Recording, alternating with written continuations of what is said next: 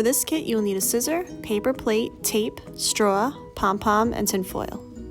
Start by cutting a line from the edge of the plate to the center.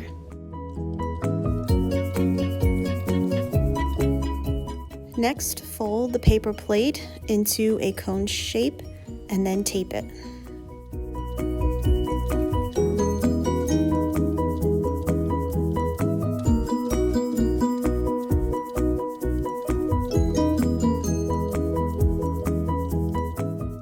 Cut off a tip of the edge of the paper plate, just enough for the straw to fit through.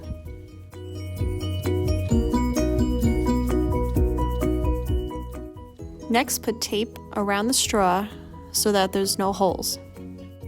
Finally, cover your pom-pom in tinfoil. Place your ball in the paper plate and then blow through the straw. Watch your ball float.